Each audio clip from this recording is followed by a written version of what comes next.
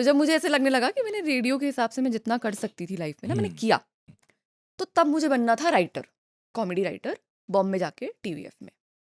मैं बहुत क्लियर थी कि मुझे राइटर बनना है टीवीएफ में, और मुझे बड़ा पसंद था उनका स्क्रीन पत्ती, सबसे ज़्यादा, मतलब कोई गर्लियापा वलियापा नहीं, स्क्रीन पत्ती मेरा फेवरेट था। मतलब वो जो comic timing, scripting top notch.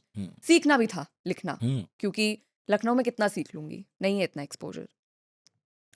तब बॉम्बे चली गई थी। मेरी दूसरी नौकरी ने मुझे कहा भी कि मैं आपको दिल्ली ट्रांसफ़र दे देता हूँ, बट उस वक्त मुझे ना ऐसे बॉम्बे की लगन सवार थी ना, मुझे बॉम्बे जाना है, बॉम्बे जाना है।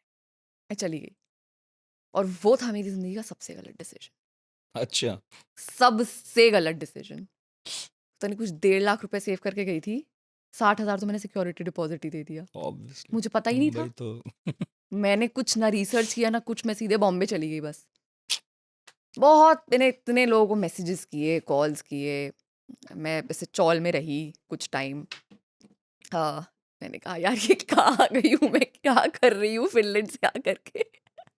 अचानक से झटका लगता है अगर तैयारी के बिना हाँ, तो मैं आज भी तैयारी के मुंबई बिना कोई चली गई जाएगा। थी। फिर मुझे एक टाटा स्काई पे एक ऐसी पॉडकास्ट आता था, उसमें उन्हें एक ऐसा एंकर चाहिए था जिसका हिंदी उच्चारण बहुत साफ हो, तो वो मेरा बहुत साफ था।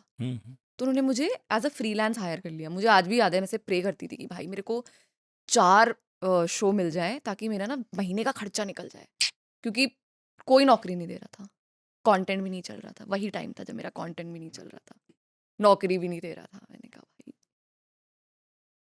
मम्मी मुझे अभी बोलती है, उस वक्त तो नहीं बोलती थी, पहले बोलती है कि जब तुम कॉल करती ना तो मुझे डर लगता था कि तुम कुछ कर ना लो। मैंने तुम्हें कभी कहा नहीं, because it was placing a thought in the head, but she was very scared. और फिर मैं पापा से चाहती तो हेल्प ले सकती थी, बट मुझे लेनी नहीं थी उनसे हेल्प। तो फिर जब मेरे पापा को समझ आया कि ना इसका दिमाग पूरी तरह से ख़राब हो चुका है, तो उन्होंने मुझे टिकट भेजी और कहा कि तुम होली के लिए 2020 घर आ जाओ होली के लिए। मैंने कहा नहीं मुझे बॉम्बे रहना है, मुझे करना है ये। पापा कहते तुम फोड़ लेना जीवन में, तुम अभी आ जाओ लखनऊ होली के लिए, फिर वापस चली जाना। तो तब मैं वापस गई और फिर पैंडेमिक हो गया, फिर मैं वापस कभी बॉम्बे नहीं जा पाई।